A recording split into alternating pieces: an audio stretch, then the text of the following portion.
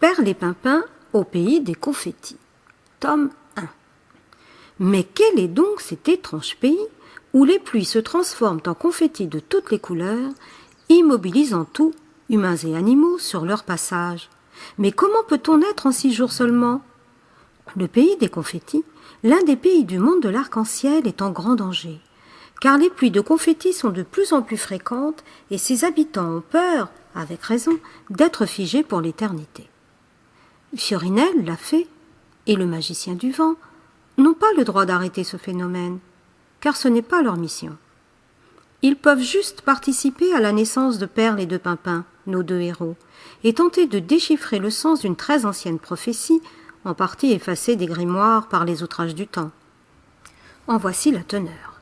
Lorsque l'enfant des pierres bleues sortira de l'antre de la terre et sera découvert par un roi presque aussi grand que lui, les jours seront transformés dans un sens et dans un autre en...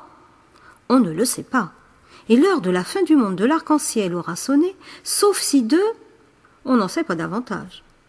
Pour leur raconter ce qui se passe lorsqu'ils sont transformés en statues, Fiorinel et le magicien du vent font appel à 4 enfants du monde d'aujourd'hui, des enfants comme vous. Ils se nomment Myriam, Sébastien, Charles et Emma. Ces enfants courageux se retrouvent transportés par un simple tour de clé dans un livre, dans ce pays magique où les ennemis rôdent de toutes parts.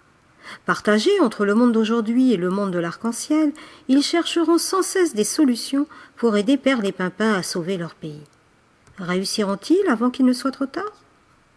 Pour le savoir, il vous suffit de télécharger ce livre sur le Kindle d'Amazon et vous pourrez le lire aussi bien sur un smartphone que sur une tablette ou sur un ordinateur. Il est également disponible sous forme audio sur l'e-books de iTunes.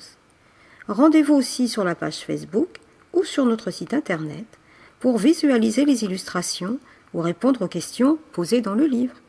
Bonne lecture au pays des confettis.